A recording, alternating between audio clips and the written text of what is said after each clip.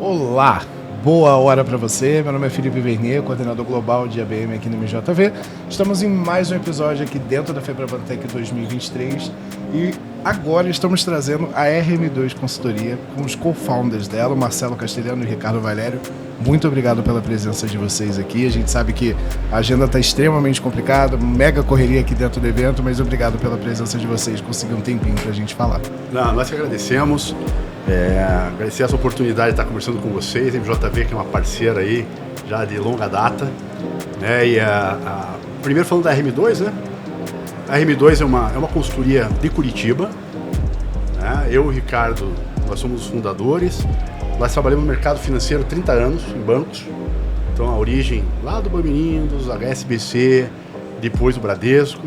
Aí decidimos abrir a consultoria e entrar nesse mundo que num primeiro momento parecia uma coisa ser chata, né? Falar de fraudes, uma coisa negativa, mas é extremamente instigante, é uma competitividade com o fraudador, né? Então a gente tem que ser mais inteligente, mais esperto que ele. E é um mundo bastante atraente.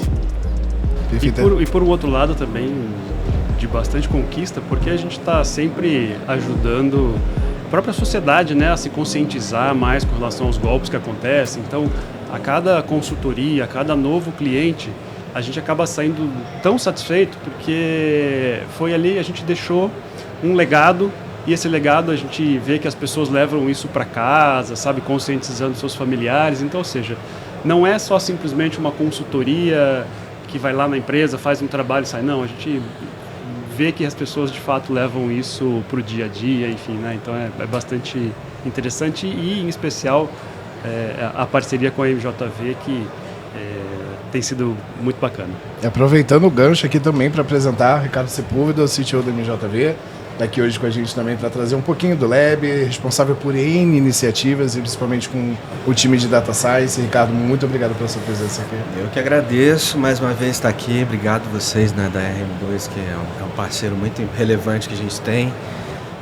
Tem nos ajudado em momentos críticos, né, e muito importantes para a gente de transformar a nossa estrutura toda numa estrutura segura, né, robusta, especialmente porque a gente trabalha com dados de clientes, né? Então a gente tem que estar muito seguro. É muito importante ter um parceiro que a gente confia muito, né?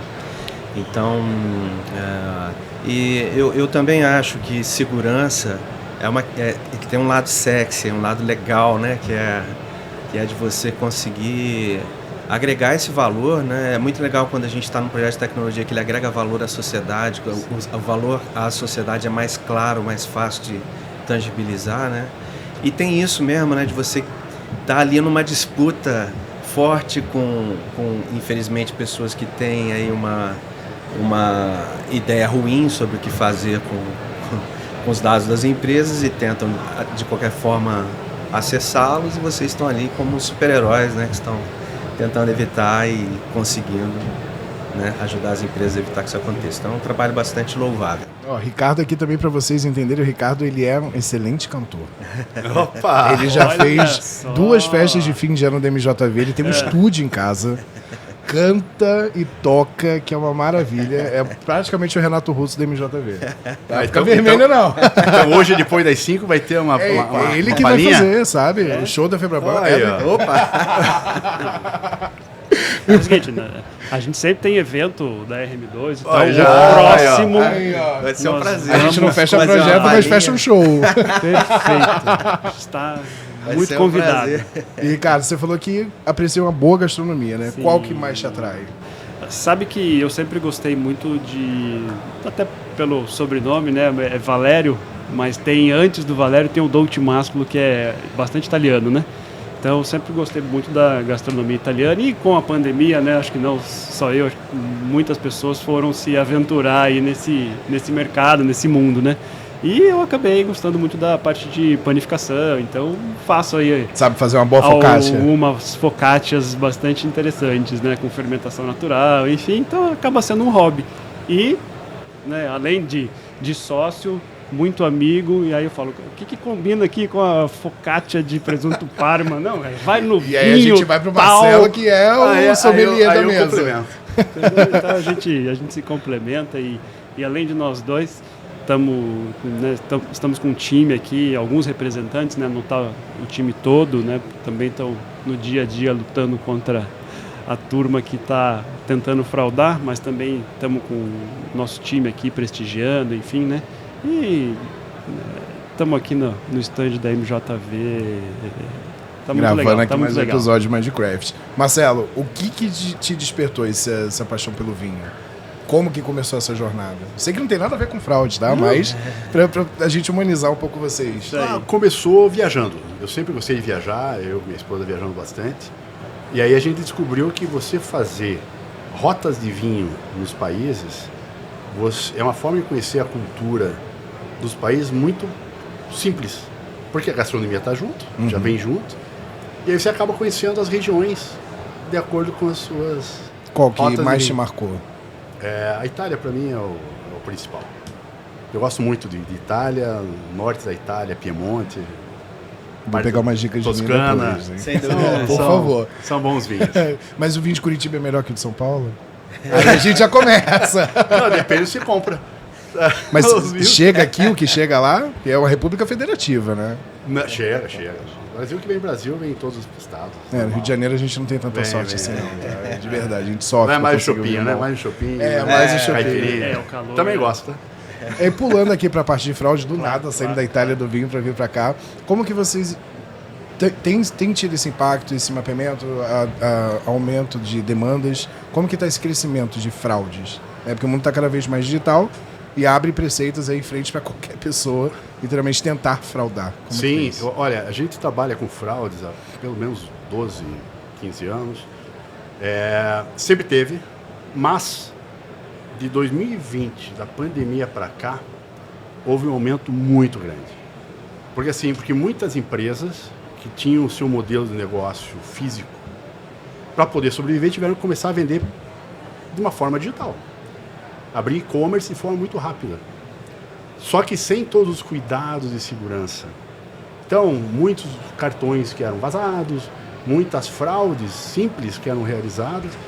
Então, assim, o volume de fraudes cresceu em função da pandemia mais de 300%, assim, no primeiro ano, já de largada, e se manteve num patamar muito alto. Então, não baixou. E assim, de uma forma geral, a fraude que acontece hoje é a mesma que acontecia há 10 anos atrás, né? Mas assim, é notório o crescimento, algumas modalidades novas, mas tá bem alarmante. Mas então, vocês acham que a fraude ela abre caminho só por falta de segurança, né, na verdade? Então você está dizendo que, por exemplo, com a pandemia teve um boom. Muitas empresas cresceram demasiadamente, pequenos negócios também cresceram muito, e as pessoas, elas talvez não se preocuparam com a segurança, focaram no crescimento e hoje elas têm que... porque muitas empresas não tiveram tempo de adequar suas tecnologias ou adquirir tecnologias antifraude, com inteligência, com gestão de dados. Então, isto propiciou deixar as portas abertas. Então, em linhas gerais, você pega a parte de tecnologia, que as empresas não tiveram nem apetite, né? Empresas muito, às vezes, pequenas, que não tinham, assim, a visão de que precisava fazer isso, né? Se proteger, né? Se proteger. Então, assim, e hoje estão pagando caro por isso, né? Mas na RM2 vocês fazem o quê? A prevenção ou tratam a fraude? A gente faz as duas coisas, né? Mas, em especial, a gente ajuda as empresas a se prevenirem de acontecer algum episódio, né? Como a gente tem o conhecimento de muita coisa que acontece no mercado, a gente faz um grande diagnóstico e entende quais são as vulnerabilidades que aquela empresa está suscetível. Então, nós vamos lá, a gente faz todo um mapeamento e depois a gente entrega um plano de ação, várias recomendações que aquela empresa pode implementar para ficar mais segura, né? Então, a gente faz um grande diagnóstico, né? E, além disso, né, a gente se posiciona muito como um parceiro, um braço de prevenção à fraude, né? Então, hoje você tem startups, fintechs, que uma estrutura de prevenção à fraude robusta, ela acaba sendo bastante custosa para a empresa.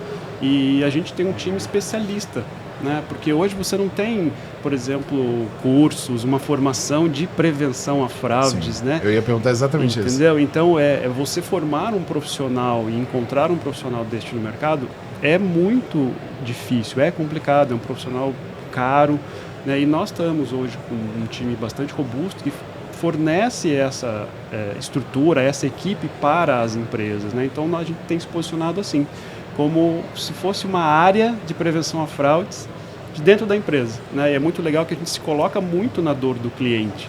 Então, a gente entende muito o negócio, está muito próximo do negócio da empresa, né? Porque prevenção a fraudes é sempre um equilíbrio. Né? Não adianta também você colocar muito controle e acabar com o negócio.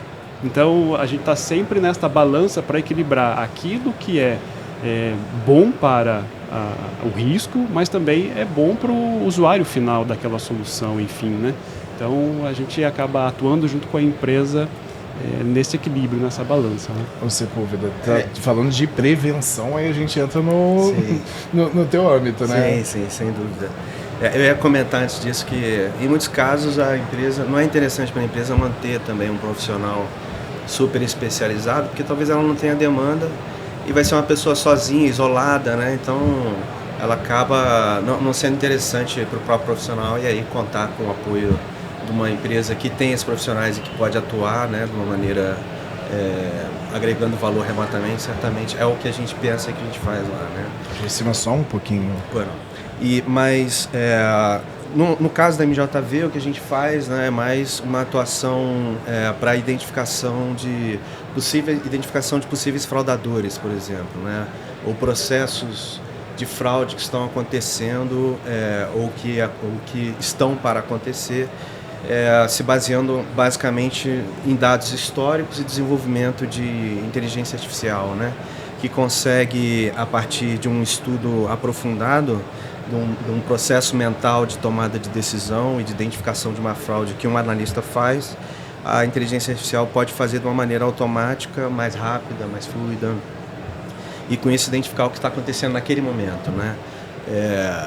A gente tem alguns casos de aplicação desse tipo de solução, onde a gente ajudou um banco a identificar, através dos dados cadastrais de clientes de pequenas empresas, na verdade, identificar quem era possível fraudador somente com base nos dados cadastrais, sem nenhum tipo de transação financeira ainda acontecendo. Se né? foge muito do comum. Se foge do comum é exatamente isso, é encontrar o que a gente chama de outliers. Agulha no palheiro. Agulha no palheiro, exatamente. E realmente se destaca, né? Vocês que veem isso em grande volume, realmente a pessoa acha que ela está sendo extremamente inovadora, mas não, ela está repetindo o processo de uma outra que já tentou fazer algo parecido, né? Sim.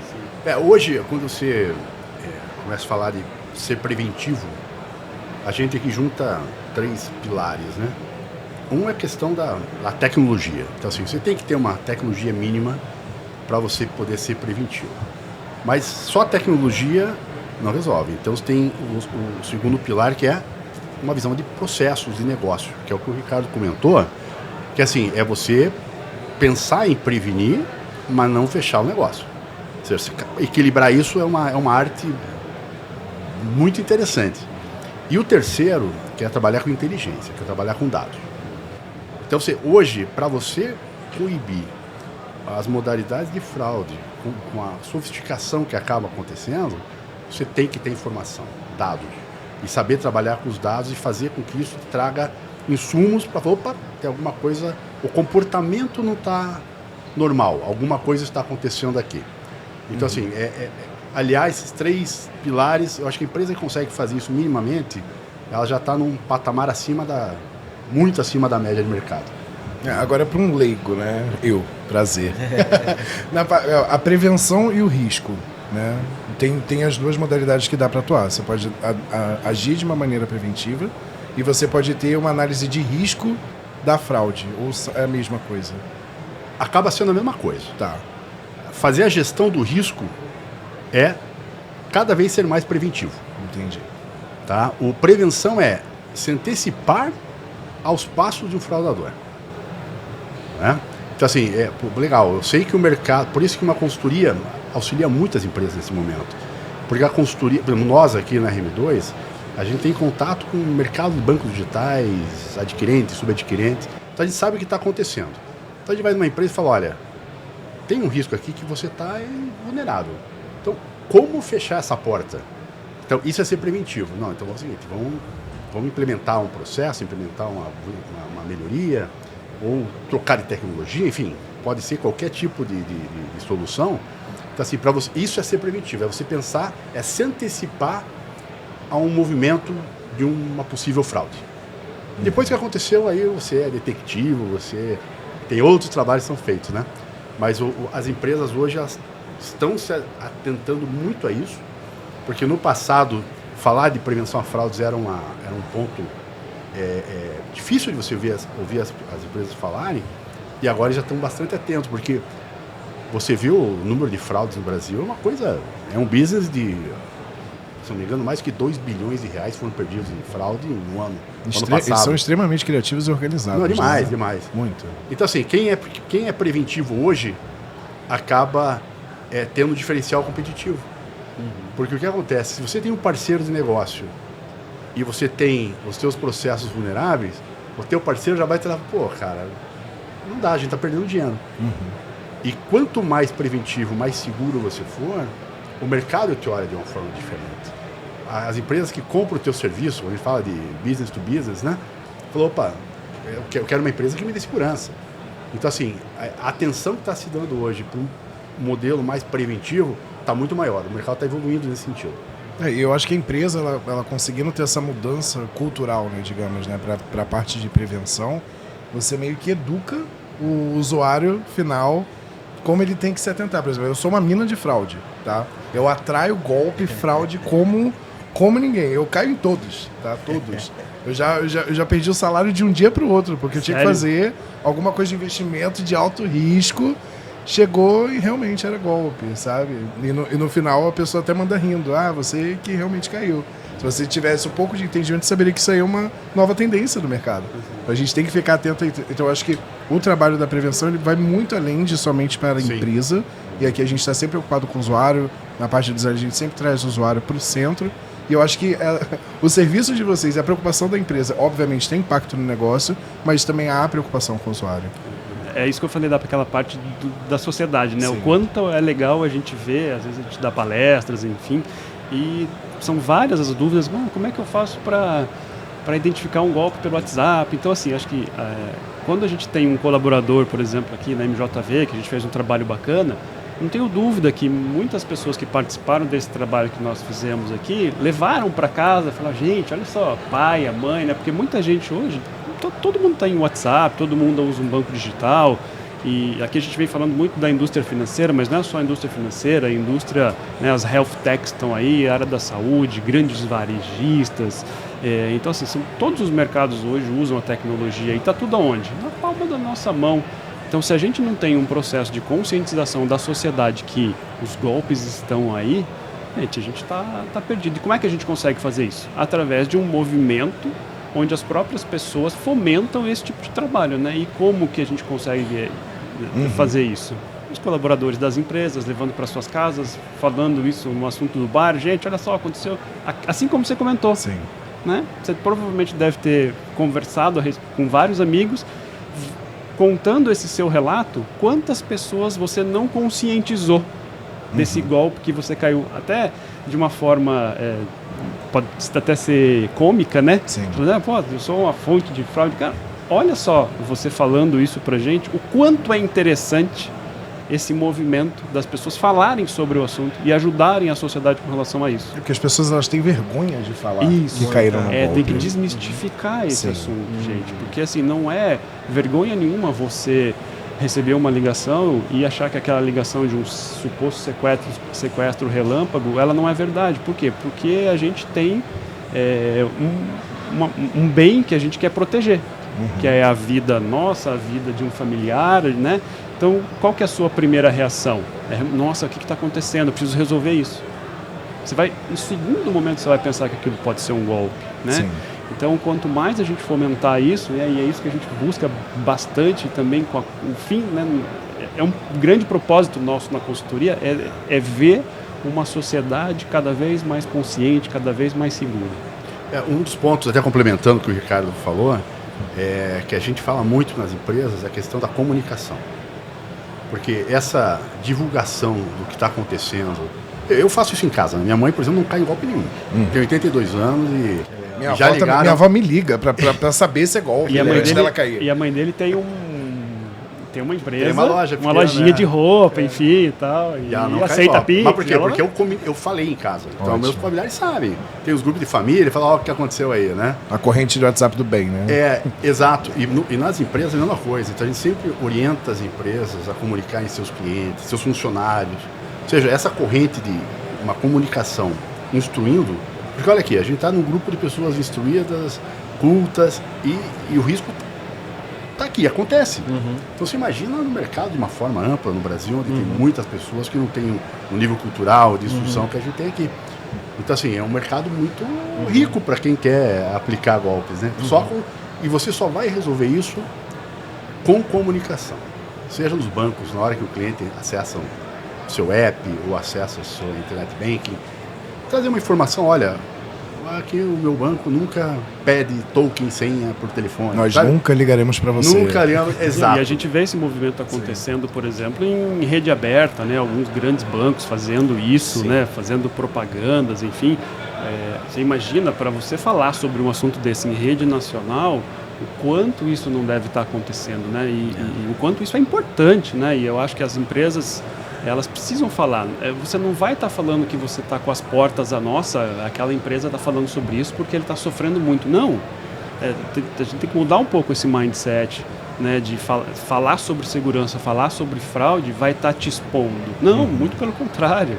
Né, vai estar demonstrando o quanto você está preocupado com aquele assunto. Né?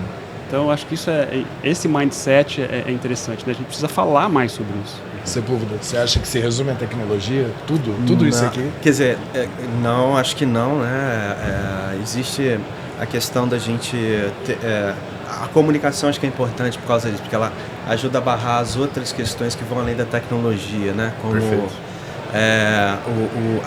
as pressões sociais, né? Existe muito golpe que é dado por conta disso, né? A pessoa usa a relação que... ela conhece a relação entre duas pessoas, o fraudador, e ela se passa por uma delas para fazer com que essa outra pessoa haja em favor da fraude que ele está querendo fazer sem que ela saiba, né? Então tem essa questão também das relações sociais que tem que ser observada. E eu já percebi, uma coisa que eu percebi é o seguinte: existem na internet assim, questões que eu pelo menos vejo que claramente aquilo é uma fraude. Instagram, às vezes eu recebo algumas indicações Foi de compra. no do Instagram que eu caí. Pois é. Venda de produtos com valor super baixo em nome de uma empresa específica. Você vê que não é aquela empresa que está ofertando aquilo e você não tem um canal de denúncia. Seja na própria rede social ou seja pela polícia. Não existe ainda, né? Essa é a minha percepção de usuário, né? Um canal fortalecido para denúncias, por exemplo, né? Então isso certamente facilita e os canais que existem, eu como usuário, eu não tenho confiança. Para você ter uma ideia, vou contar uma fraude que eu caí também, pra gente desmistificar. Momento fraude. Eu comprei 2 televisões no passado remoto aí, num site que era uma fraude. Fui descobrir que era uma fraude logo depois, porque não tinha televisão nenhuma. E aí eu fiz uma denúncia na delegacia, eu acho que delegacia de crimes digitais. Um ano depois eu recebi a ligação de alguém perguntando se eu ainda tinha interesse em levar aquela denúncia para frente. Não tem interesse, não vai dar em nada. Então, essa dificuldade, né, da morosidade e a pouca estruturação do poder público para evitar que isso aconteça, colocando os canais de denúncia mais fortificados, certamente ajudariam. Os funcionários já resolveriam o problema, né? Sem dúvida nenhuma. Aí cabe às empresas, né, tentarem também estruturar criação de políticas, treinamentos, etc., para combater isso de uma maneira paralela, né? Enfim, Marcelo, onde que você acha que estão localizados os principais riscos? E qual o tipo de fraude mais comum que vocês encaram? Olha, uma fraude mais comum não tem. Não tem. Não tem. Mas a primeira pergunta vai te responder. Hoje a gente está atuando muito com bancos digitais. E ali fica muito claro que uma das causas das fraudes em bancos digitais é a questão a gente chama do onboarding do cliente. É o cliente está entrando num banco dizendo que, uma pessoa entrando dizendo que não é ela, ou com um documento falso, ou enfim, várias modalidades.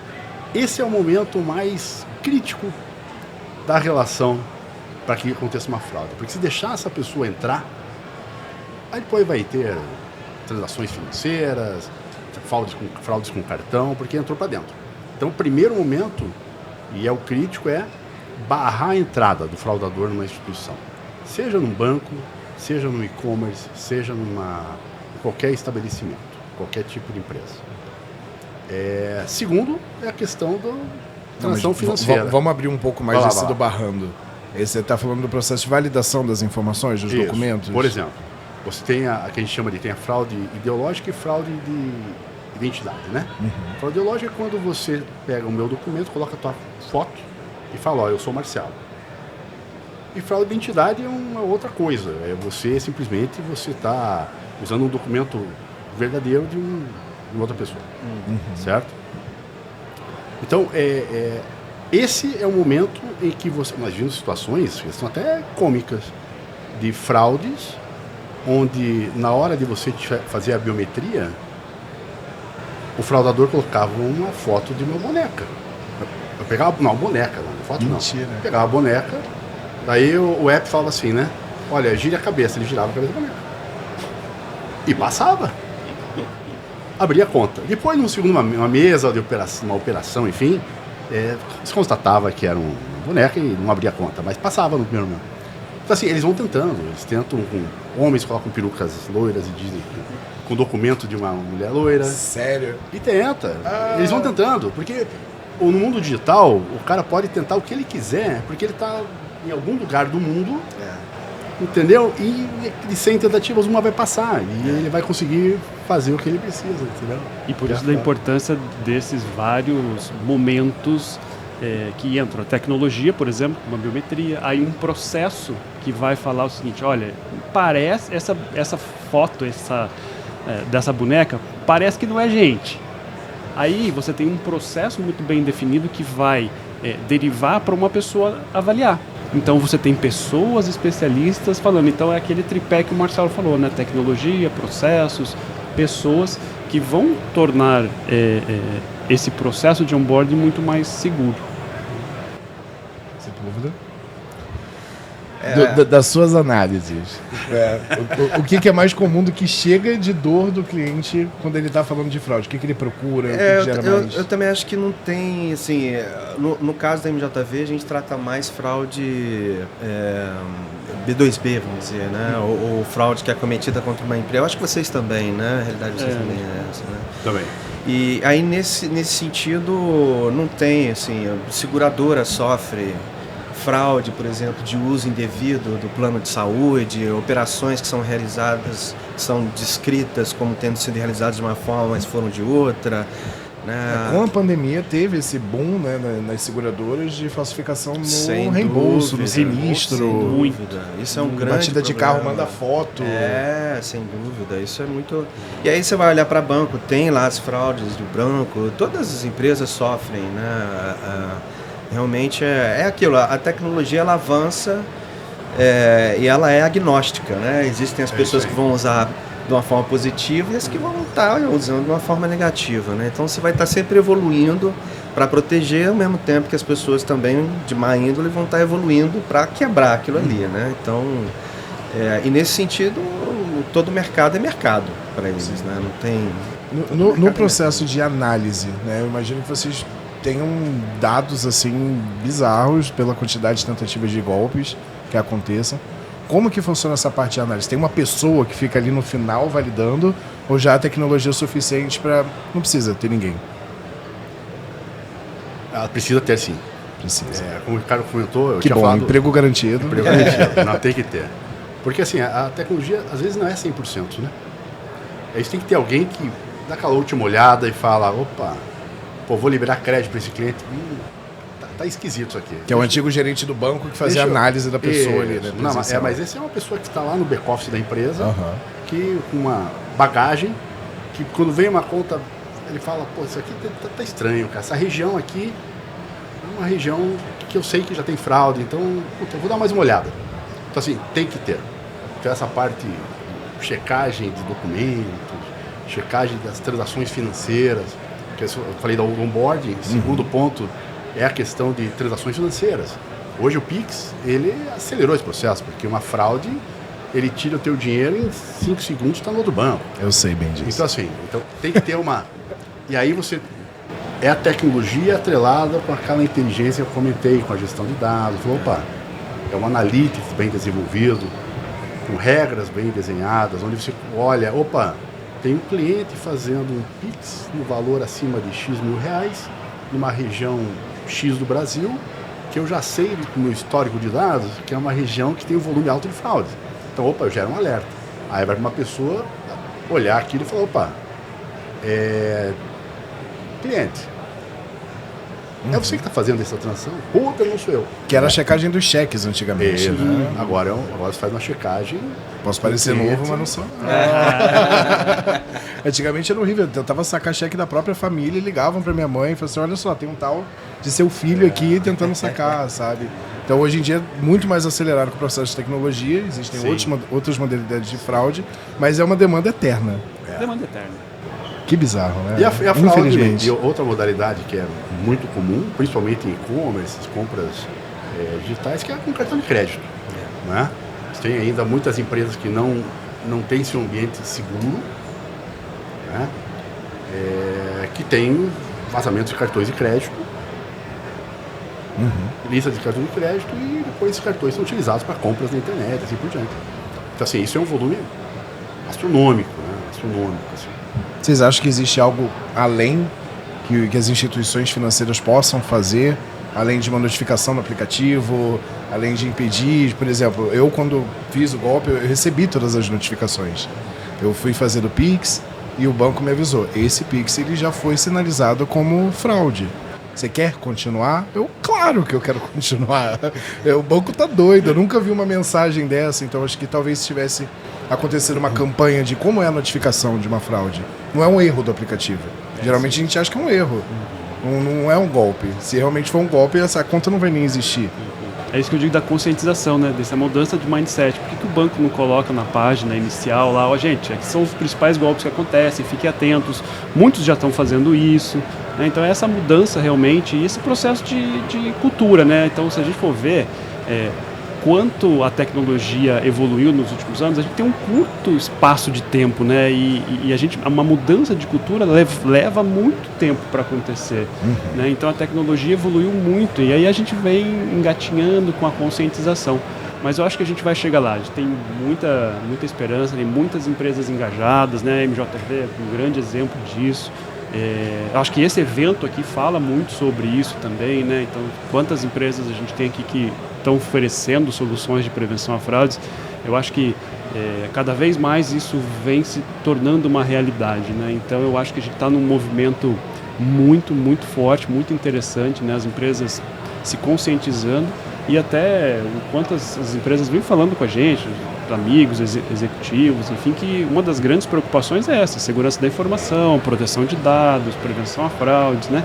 Que você pode acabar com o negócio da noite para o dia, assim como a gente já viu e já vivenciou empresas fecharem porque sofreu uma fraude de muito dinheiro, e aí todo aquele montante que era fluxo de caixa, enfim, para provisionamento, folha de pagamento, foi para os ares, e aí a empresa de fato fechou.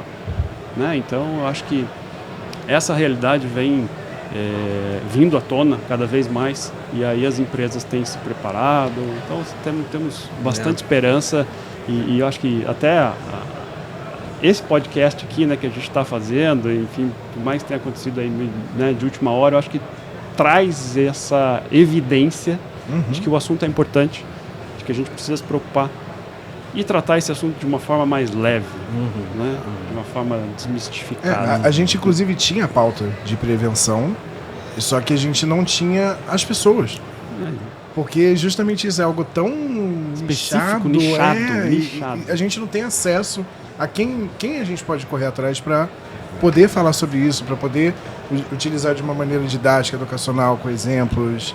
Sei lá, só uma ideação aqui entre nós 4 pode estar ajudando alguém que está ouvindo. Perfeito. Sabe? Onde ela pode recorrer, sabe? Felipe é o imã de golpe, então beleza, vamos ouvir um podcast só de golpes para as pessoas terem uns exemplos. Aí, ó, tá surgindo uma ideia aí, ó. Por que não ter um, né? É isso aí. Conte o seu golpe, né? Ligue pro canal e conte o seu golpe. Conte o seu golpe e veja como... A gente está falando de que tudo aqui acaba gerando dados, né? Só que a gente precisa ter um mapeamento correto de qual dado analisar. Porque se a gente for analisar tudo, primeiro que não vai dar conta. Não tem gente suficiente, a tecnologia até pode dar certo, mas no final precisa de uma validação de uma pessoa que não vai conseguir. Então, tendo essa jornada ESIS bem desenhada, a gente podendo saber onde realmente o usuário tem esse ponto de contato, facilita. Sem dúvida. É o que você falou, é entender jornada, né? Entender as pessoas por trás, né? dos dados, né? Ter um mapeamento bem feito com relação a isso. E ter um trabalho de engenharia também de dados, né? De preparação dessas informações, de governança dessas informações, para que elas sejam mantidas realmente de uma maneira que possam realmente serem utilizadas para a implementação dos algoritmos que vão identificar. Mas essa parte da jornada, ela é muito importante também, porque é importante que as empresas implementem soluções antifraude, mas que não abram mão de uma usabilidade, né? Porque senão você acaba quase que inviabilizando o uso do serviço de tanta segurança, quando ela não é bem pensada, né? Sob o ponto de vista da usabilidade, inviabiliza o uso praticamente, né? Então, ela tem que ser pensado,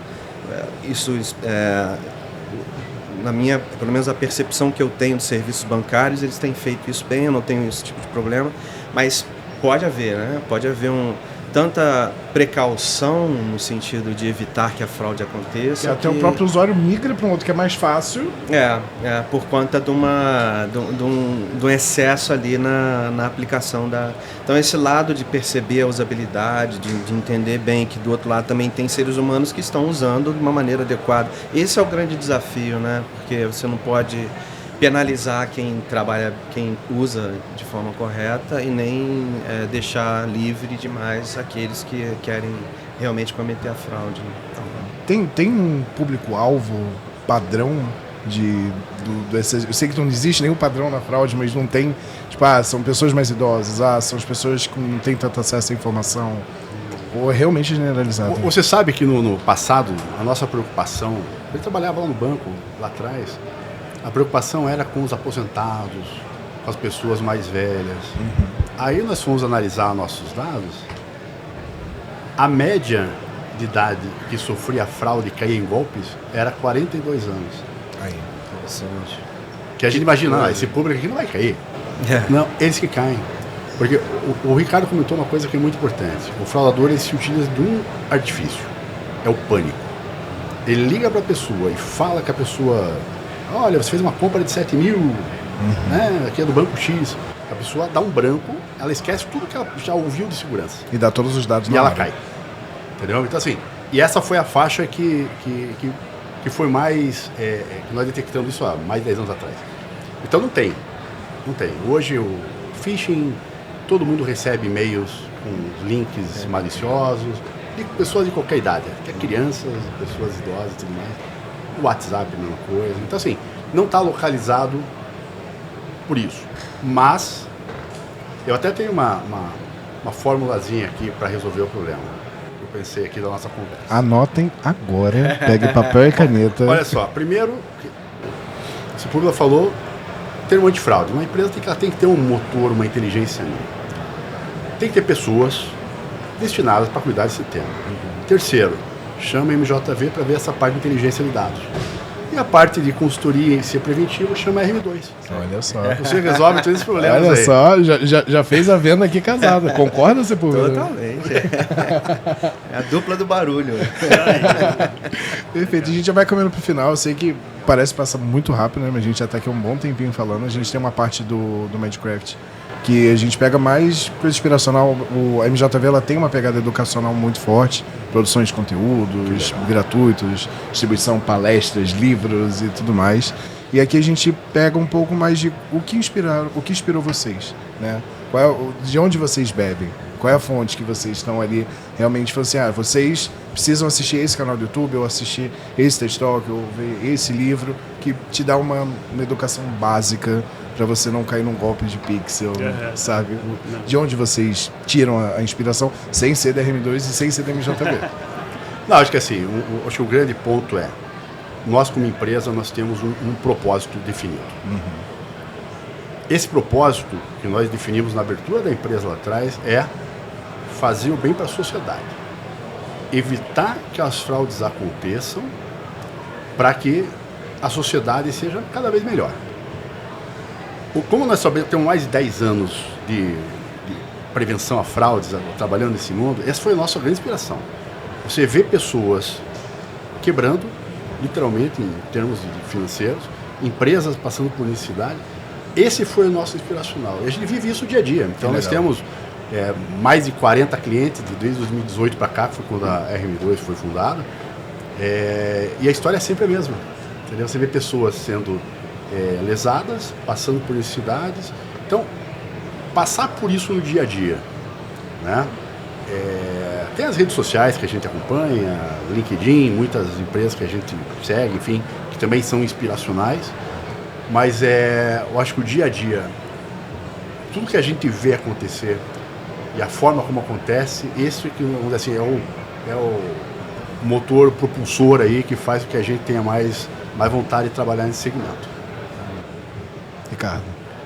Faço minhas palavras do meu sócio, cara. Não, isso aí. Não, a gente acompanha no dia a dia, né? Eu acho que ver essa situação que a gente vivencia com clientes ligando para as instituições, falando, olha, não reconheço aqui uma transação de R$5.000, ou um aposentado falar que perdeu todo o dinheiro, enfim. Então isso nos dá esse gás, né?